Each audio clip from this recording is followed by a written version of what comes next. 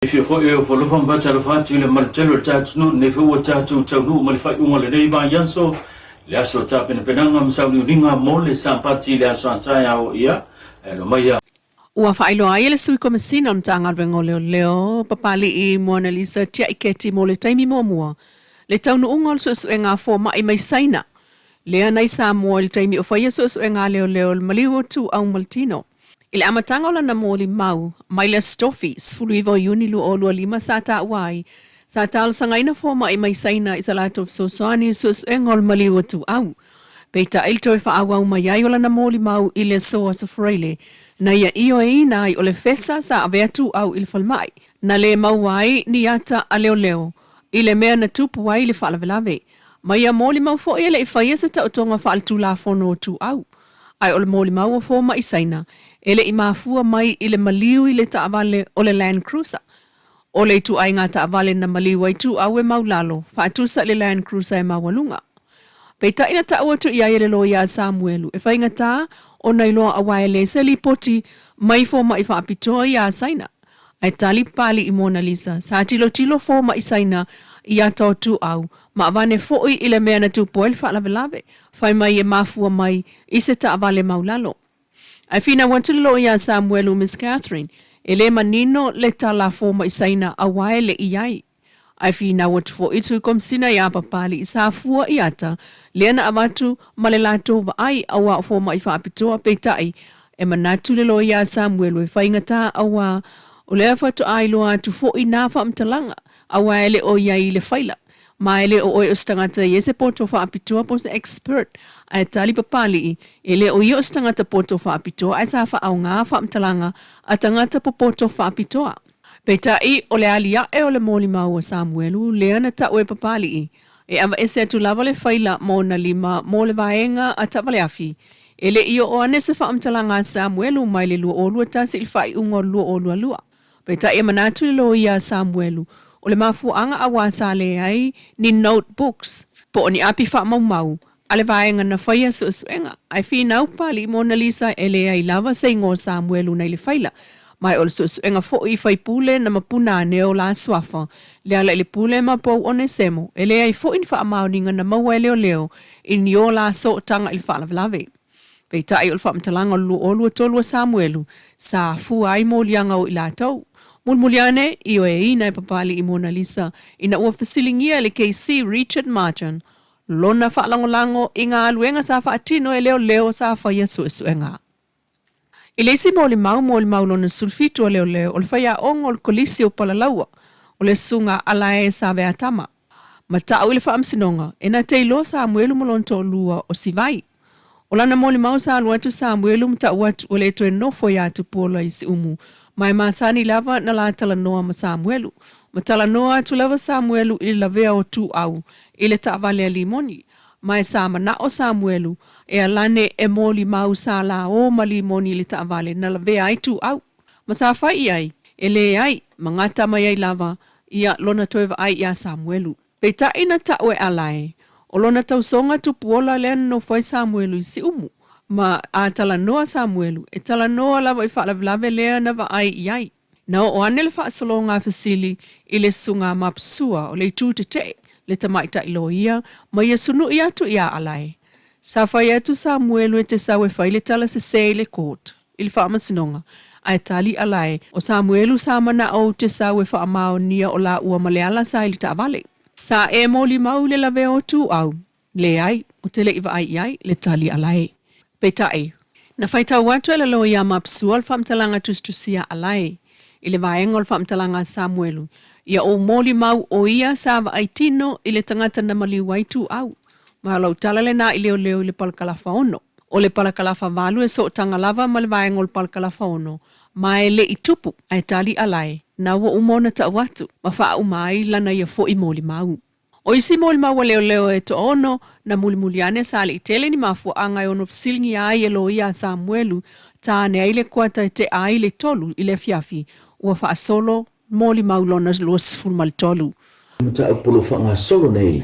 Sa ave umaya iten kane manpulenga le mtanga wenga leo. Falila po o mato suenga peita I o tele lope faa fea na misi.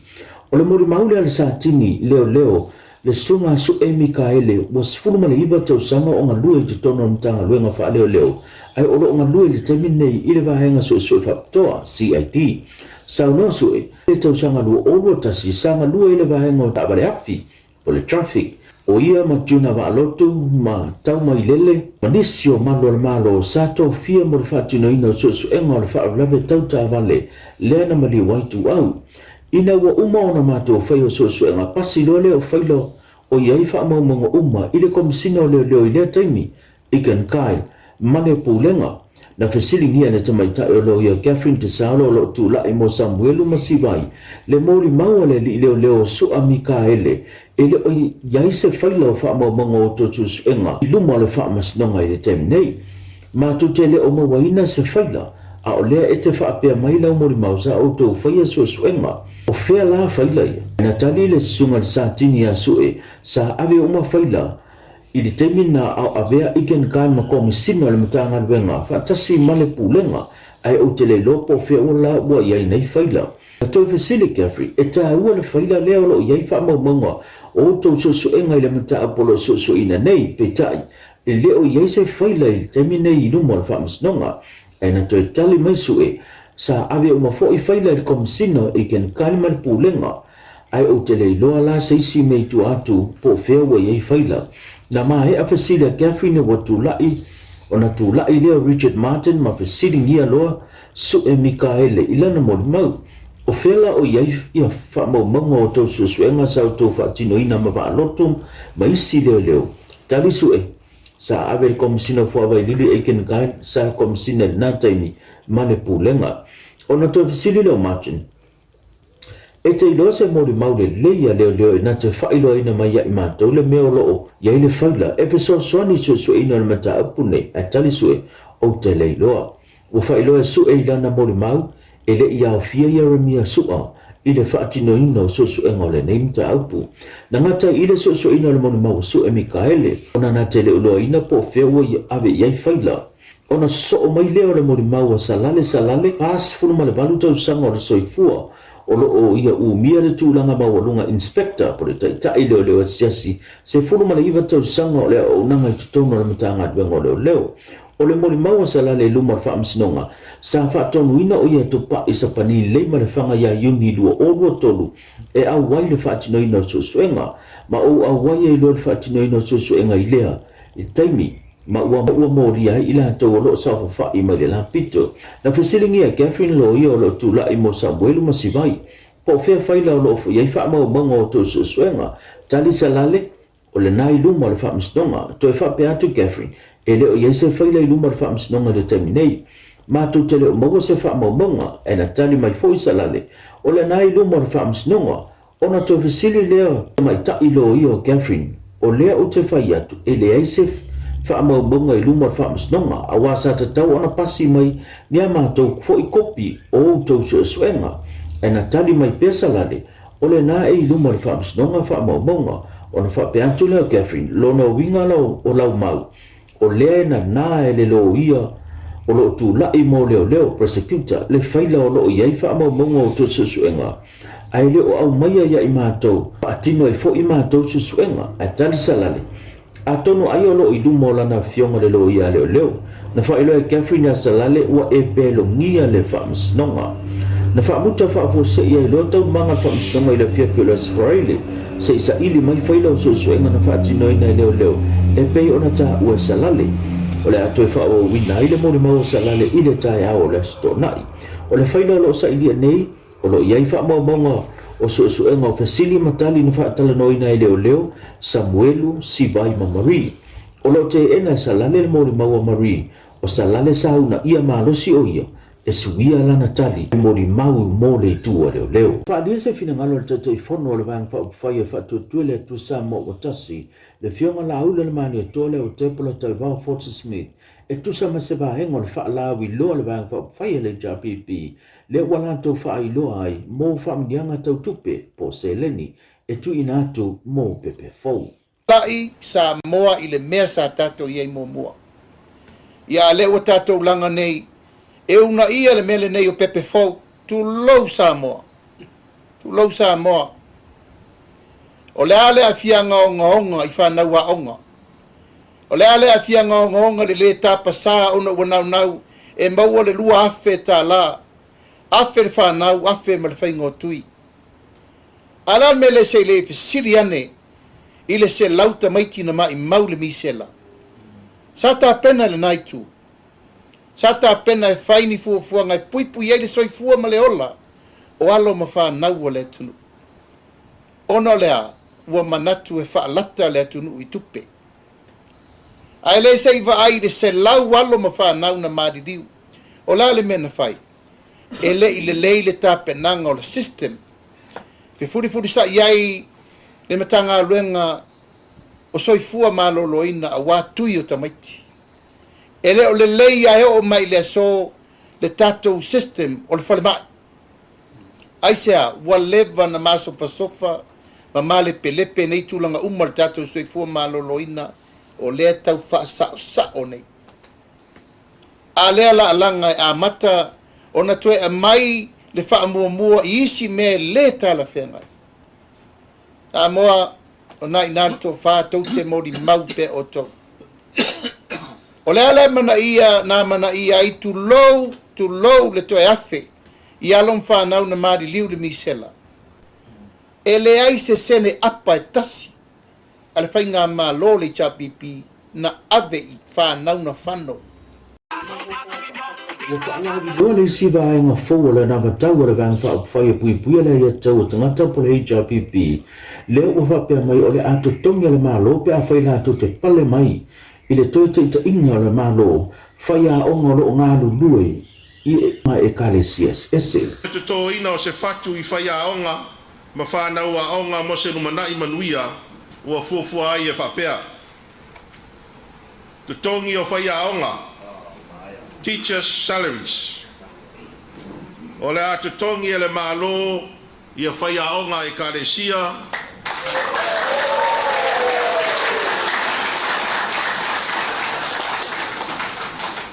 E wha mama a venga I a onga ma mātua. Anu ai ma wha anu ai se 2 miliona I le tausanga. Valasi ropati mai le fio ango fale ula malana tama teine. Lena vai tama atu se a inga I Amerika a o pepe o ia. Leo fato ato I feiloa I leo. I loi mata o le fia I se tasi o pokalame a le whaamtongo to manga moe popo ngātia. Lea sa tau la mua e whaitu toa e awala mai lea whaamianga. O se whaapoponga le nei o le nei tau. Se o le luna wha. Mai lo si o lo te whailele le pelantu. Wow, mati te tamait. Se lo ma fawe lim fan o te le ngaftian taus. Na le mai le ati. Ale te whailele la pelantu. E mountain. Se lo ma fawe tane abe le victim. Mona na sana le sa una wai.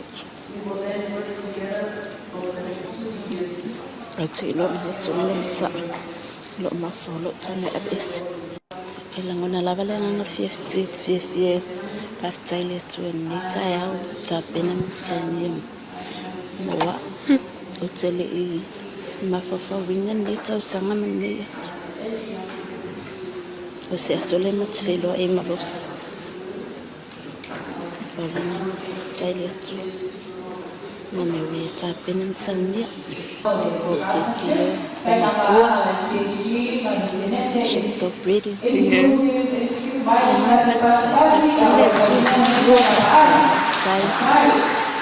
Matua vai também. Tau lau lo mo sa mo se le mana I Manuia. Mi pui mala via e no langa tau tin. Fain o aftion sos. E yo na matua la. Ngalo lava e fai masias mai wa lo mana o ngale na yele aso na matu tau ma vai tfe lo matu la mai ate Wah, tau mangalu lang ulo sipi matufilo ay pili. Tin Leilua. Le ala wai le asuni. Lum atsa fifi. Tailet. E ona suma le fitu le wha o le fau na wha tau i se sau ninga le wha unga le vai asu nei. O ila tau wa mai a o ngā masani i le matanga le wenga e tā penga i mo le wha atino ina o le wala wina. O le wha i ona suma le fitu ila tau na wha tau o lo au fi ai le lua suma le fitu o tamaitai ai wha se furua lii mo le ofisa o leo leo ai lua se furua lii mo le wha pui pui o le a ngā lulu e wha ofisa i tanu lala. O le sau ninga le wha tau sa whaia lea i le potu wha msino le wha msinonga wha i tu malo. Malo i aire a veo i la tau masui o le matanga luenga le ofisa o leo leo ma le whale pui pui po le ola to e futaina. O le fionga leo ta matau tia Raymond Schuster o le wha msino le wha msinonga wha i tu malo le sau noa e wha la i au ma wha malosi i le au wala au lina. O te wanua tātou pukalame o tutonga pio na tātou wheloa iai. Ia so mule nei vai aso e lona asto na e, ia. Manuia le ana whaibalo tātou nuu i le aso sa pati le aso atai au. Manuia foi le ana whaibalo tātou nuu whamana tuina le onu suma tuntun sanga talua na tuto tasi le malo o Samo. Soifua.